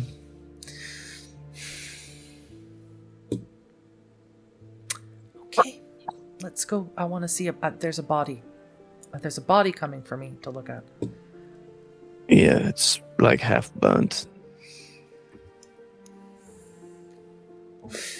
I need to go do a thing really fast though, so I'll be back. Okay, bye.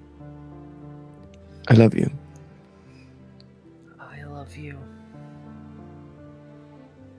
Go for a run in the morning at breakfast? My morning sickness is kind of an all-day sickness, so maybe check in with me. Sport is good for pregnant women, I've heard. Okay. Thank you. Okay. And he'll like back out the door and shut it. And he is going to go find the leech's car. He's gonna key their car. Got it. Imogen. And Tullio, excuse me. Yes. Talia takes you to a room here, and in the room is this leech, and you can tell it's the leech because she has a giant hole in her chest and she's not breathing. And the other one is someone who is awake and alert, and it's a very handsome young man with glasses, and he looks up and he goes, "Hi." Hi. I know who you are. Do you? Yep. I have no idea who you are. Good. Well, we're gonna get very close to each other very quickly, so I'm here for your checkup. I'm good. I'm all healed.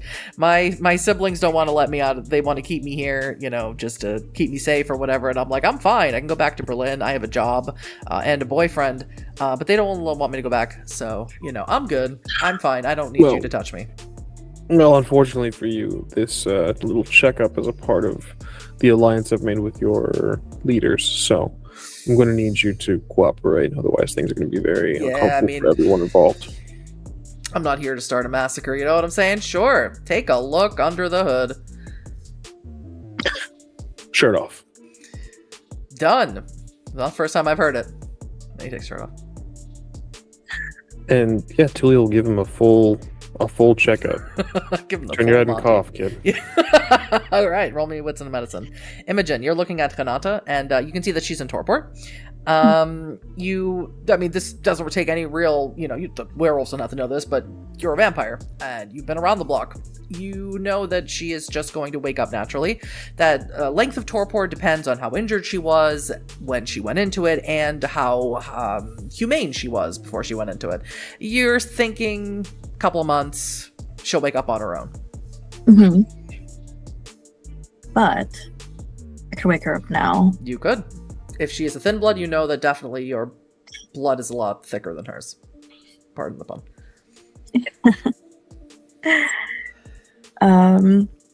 Imogen will catch Tullio's eyes for a moment, and yes, he's giving Bertrand a prostating them. Yeah.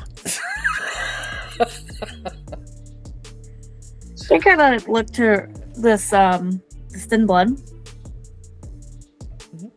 And she will then look back to the thin blood and cut her palm with her nail in the feed her blood. All right. 3 rouse checks, please. All successes. All right. So immediately this woman opens her eyes, and Talia is sort of standing in the doorway here. And this woman opens her eyes, and she goes, "Oh, shit. Good morning. Not the fucking Lazarines. Sleep well. Like a fucking rock. The only Lazarine I'd be happy to see is the Scottish one. Well, he's not here, unfortunately. You'll be dealing with me and mine. Super.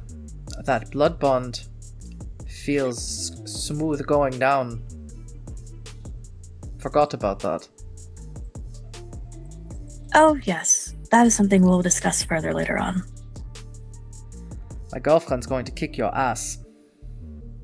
For waking you up. Just on principle. If you take me out of this place. I wasn't going to. I know there's someone here that cares for you. Wasn't going to take you away from her. Well, I know you're not doing it out of the goodness of your cold undead heart. So what is it you want? Like I said, we'll talk further later on. I'm sure you won't be here forever. Now I might be. Tullio. I roused the blood, got hungrier, and got 10 on a fatty crit. What a way to describe that. You, you give him a thorough exam.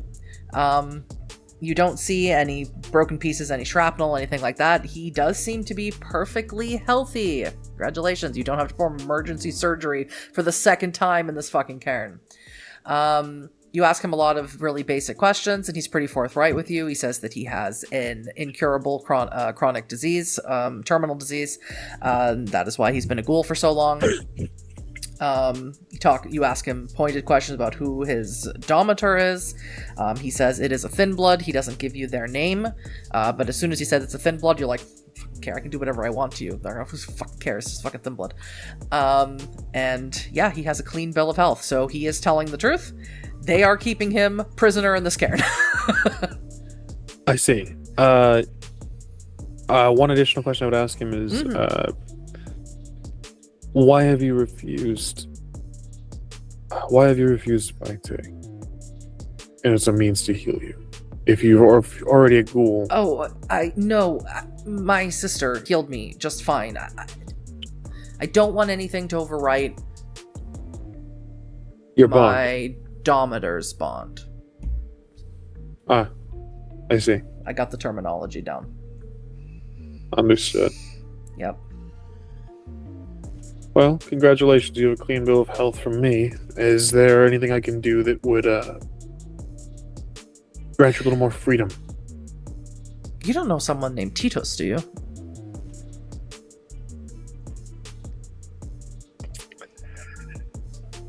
I do. You proficient in passing notes? I can make something pass. What do you need?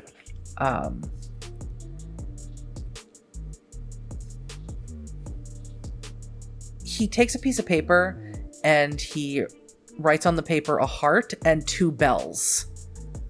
He folds it up and then he hands it to you. Just give that to Titus. He'll know who to give it to. Excellent. I understand this will require a supplementary payment.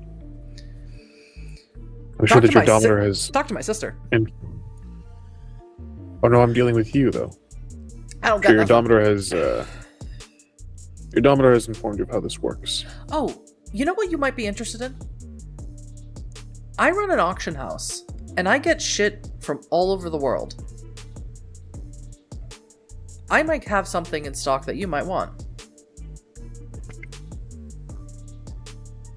Name the item. I'll do you one better. And he reaches into his pocket. You go find it yourself. He throws you the keys. Payment accepted. Pleasure doing business with you. Take your vitamins, and actually Tullio will leave him with a small bag that's not just for him, but for the entirety of the set. There are various like fish oil, there's like actual no shit fuck off vitamins rather than just fucking clay. They're prenatals and leaves. Yeah, there's various bits of medicine for the set. Perfect. Talia seems perfectly pleased with this.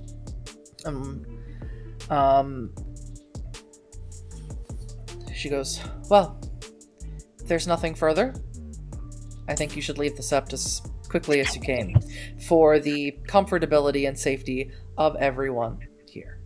Indeed. Should I make my bill out to you for the damages to my vehicle, or... I'm kidding. And I will go to gather the rest of my things and go meet with Imogen.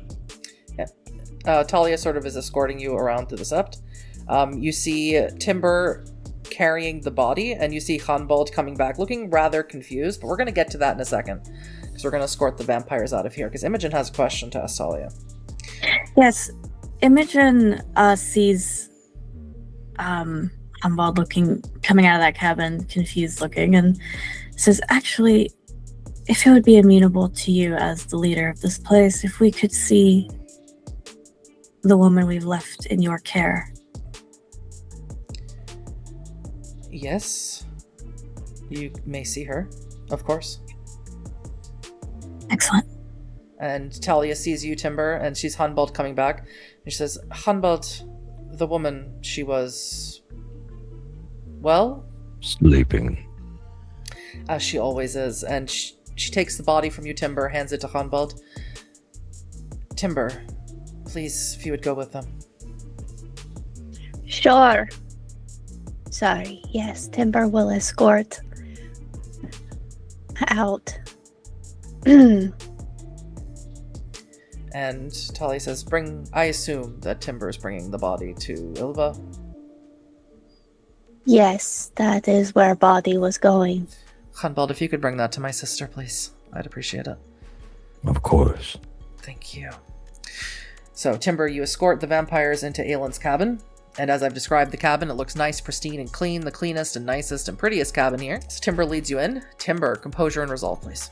What is it that the two of you would like to do inside of Aylin's cabin? She is, as I described, sleeping and perfectly looking at peace, looking perfectly healthy. And of course, she is wearing the necklace. Imogen just begins speaking to Tullio, like knowing Timber is there, not whispering, not, making fun of or whatever. She says, we could bring her back, like, to help. Edgar has been asking about her.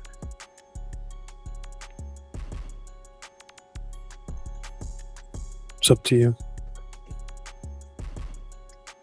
We said we would make it happen so that Ariana could have help. She could help Irma too. Maybe.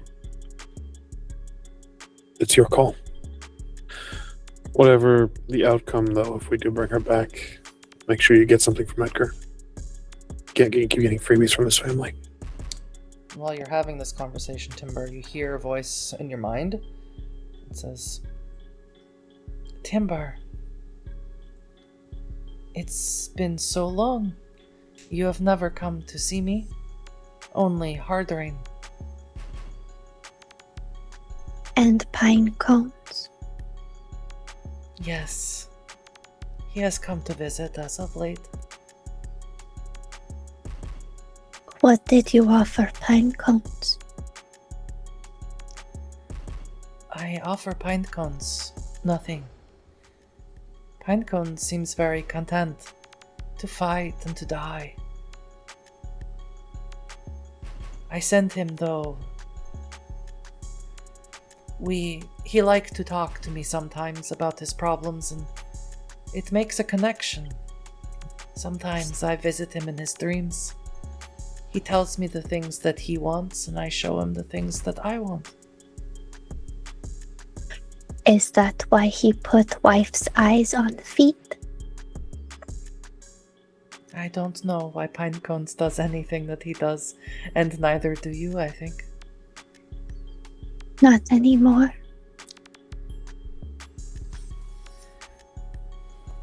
I know things have been difficult for you and your siblings since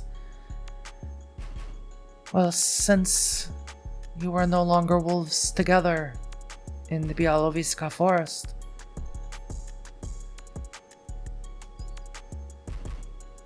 You made company that tore apart my home. No, that wasn't me.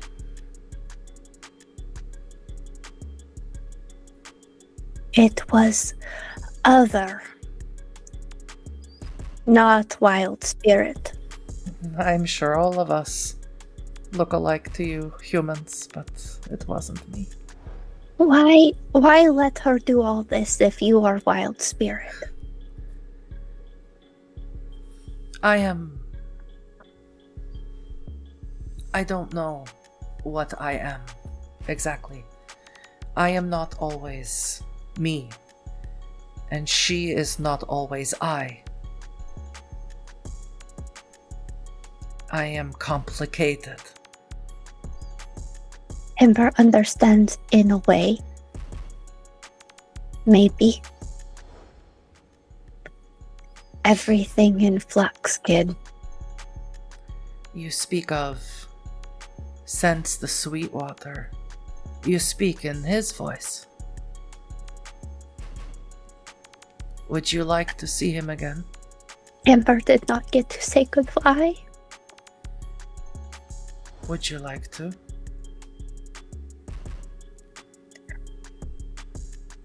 Things are supposed to die. People are supposed to die. And he is spirit now. And doing the work he needs to do. Who told you that things are supposed to die? I believe in this room you stand are two creatures who have died and yet live. And they are against Gaia. Do you believe I am against Gaia? Ember believes you could be, yes. Wild spirit or not, look at what Weaver became. Tell me something. Something that I can do for you. Let my sister go.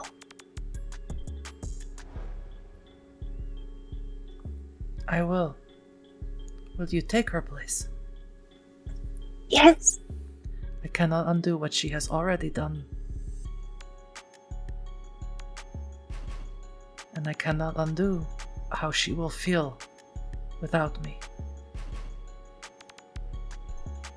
But nothing that I do, or have done, or will do, cannot be undone by myself. Timber, I could remake the world. I could bring back everyone you have lost. All you must do is ask. Ember's heard that before. Different spirit, different time. I can't guarantee you, Timber.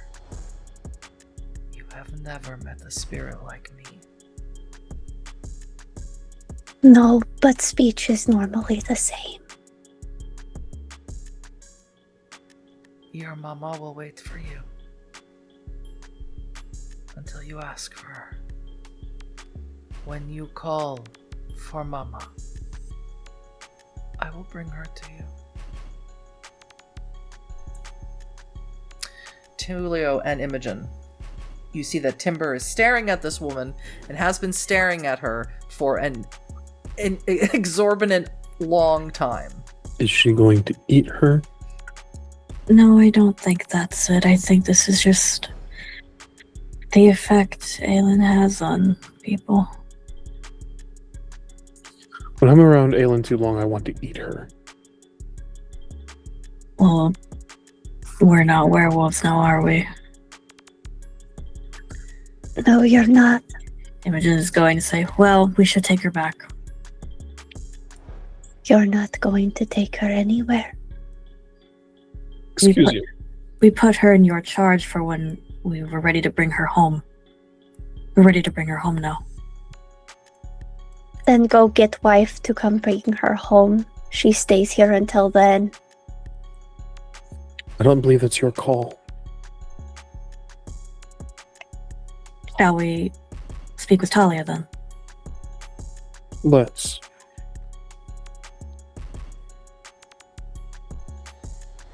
And Timber's just gonna stare and stand in front and start to pick at her skin. Ganbold, you are standing with Talia. You've delivered the body. Talia is sort of talking to you. Can't wait to get rid of these leeches, letting you know that the thin blood is awake and the vampires return to you. And Talia sort of looks at you, Ganbold, like, my god, why aren't they still here? Why aren't they leaving? And it says, yes, Mr. and Mrs. Giovanni, you're still here. Yes, we were going to bring the woman in your charge. We're going to bring her home. But the wolf you sent to escort us seems very... Attached. Yes. Yes. It is a problem we have run into here. I really need the, what is his name? Mr. Waite to return for her.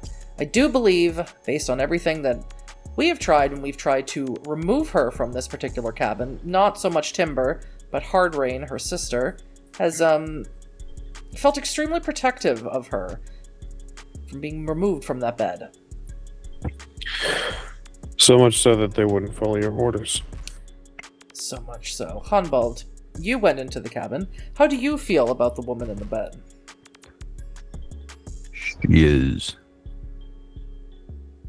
She spoke to me, asked me of my wishes, and although I have no wishes to deal with her, I think it is best if her charge comes for her.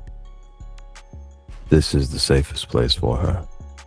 Outside of that, Ganbold is the most rational person that I've heard speak about her so far. Be that as it may, if it's fine with you to have more vampires in your sept, then I suppose we can send Mr. Waite here to pick her up. But we do need her.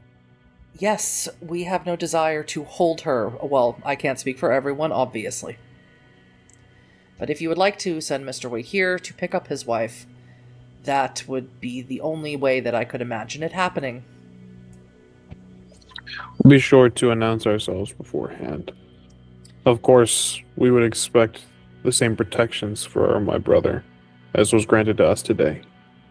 Oh, if Hardrain has anything to say about it, nothing will happen to Mr. Waite. Good. Please. Is there anything else you can... Your car awaits, I assume. Is there anything else you can think of, dear? No, I think that concludes our business for this evening. Excellent. I also would have liked to exchange numbers with Renata. Yes, absolutely. Okay, well, drive safe now. Bye-bye. Thank Have you a glorious evening. hospitality. And they'll turn on heel and leave. Talia just looks back at you, Ganbold, and goes like, "Whoa." you did well. Thank you.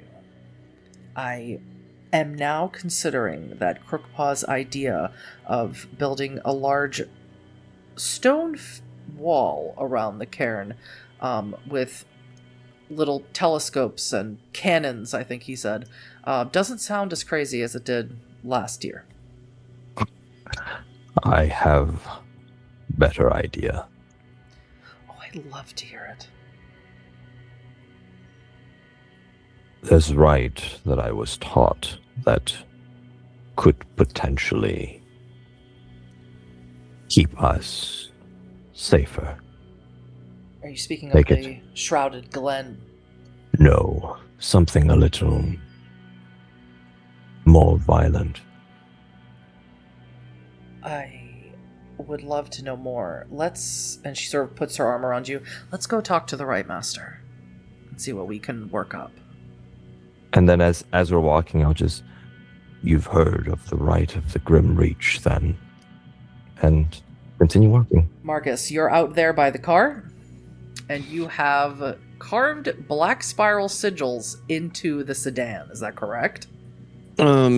Yes, primarily the runes, the marks for ally, protect, serve. And that is what you see. You see that he has keyed your car in geometric patterns that you don't recognize. They are not, for you, Imogen, for your clarification, they are not blood sigils. They are not alchemical. They are something, but beyond the scope of your understanding. Maybe they're werewolf symbols. But he has marked your car. We'll simply say a parting gift. Yeah, I have some friends, and these will let you know that they are friends of mine. They're at least obliged to accept my story. Is this in conjunction with the gift of my returned ring? I'll find us keepers on that one. I'm so sorry. Very well. I'll have it when you're dead, I suppose.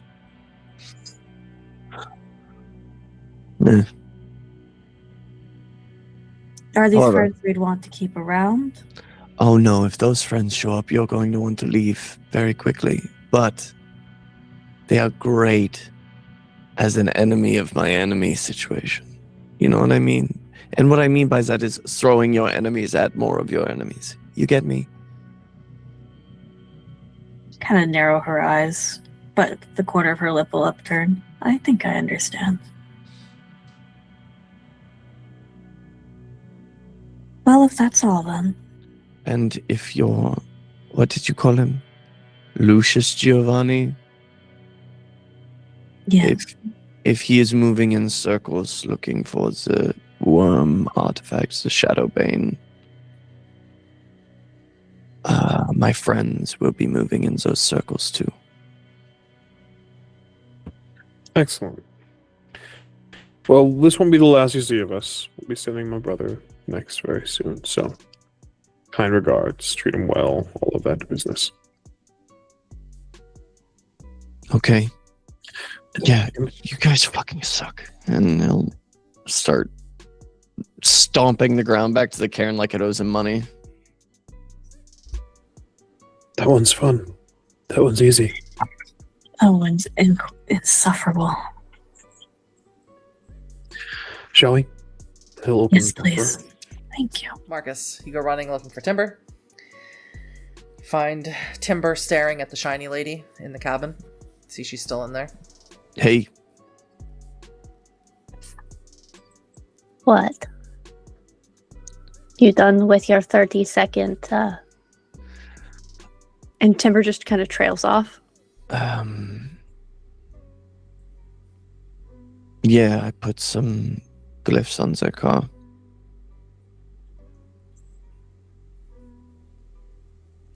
she's a problem. They're both problems. They're both also intimately solvable problems. What are you Then- talking about? I mean, all of our problems that are currently surrounding us. The fucking leeches. Whatever's going on with this woman. Shiny lady made promises. Tried to make promises for Timber. Yeah, okay. Markus, composure and resolve. Okay, I think Dark Litany's speaking up here. Because that's 2 crits, so that's 8. plus 2 successes, 10. With 10 successes, Aelin can do more than just speak to you. If you thought that was just you trying to resist her speaking to you, it was not. It was just how much influence I could give her for the scene. But with 10 successes, you've given her a lot of power. Your successes give her power. And what appears in the cabin as you're speaking is an image of Felicitas. Right before the two of you, as you're speaking. It's almost like a projection. And you see her. I see this? You do. You see her sitting on a bed. Looks like a nice bed, but like one for a child, not for a 15-year-old. And she's sitting there, and there's plushies everywhere, and books, and posters on the wall. She's sitting there, her legs are too long for the bed, and her frame is too big for the bed. And she's sitting there, and she's holding a single picture, and she's looking at it. And it is a picture from your book. The book that Bettina threw at you when you broke up with her 15 years ago. You were different then, Markus. Your hair wasn't quite so long. You didn't have all your piercings and your tattoos yet. You were only 17. She's looking at this framed picture of you and Bettina sitting by the Mea, by the lake. One summer, many, many years ago. And she's talking to Boar, and she says, "Tell me what he was like again." Boar talks back to her, but she can't hear him. So she makes it up in her own head, and she starts making up her own stories of how her parents were and how they loved her, and for whatever reason her father died. And then two men come in lab coats, grab her by the arms, put her into a wheelchair. She barely resists them, and they roll her away. And then the vision stops. Or the projection stops, I should say. Can I go into a fury frenzy and go into Krynos? I'll allow it. Timber has to go Krynos too, because she's getting Markus out of this room. You may make me 2 rage checks. Markus, 2 rage checks. I am now at 3 rage. Mm-hmm. I am unfortunately not losing any. So, as Imogen and Tullio drive away back into the city of Berlin, where it's much more civilized, where all of your problems are, but also all of your really nice things are, including that studio apartment that Tullio loves so much. I'm kidding. We all know Tullio hates that studio apartment. We're moving soon. We're moving. As you two speed away, we're doing a cinematic here. We'll sort of pan our camera out, and you watch 2 massive Krynos werewolves crash through the front door of this beautifully pristine cabin and start fighting as the rest of the wolves of the Sept start gathering around, wondering what the hell's going on, as these 2, who just maybe an hour or so ago, were in each other's arms as lovers, are now as massive werewolves fighting in their Krynos form. And that is where we are going to end this epilogue, which name I've forgotten. Hang on, forgot it already. Moments of Destiny for this evening. Thank you, everybody.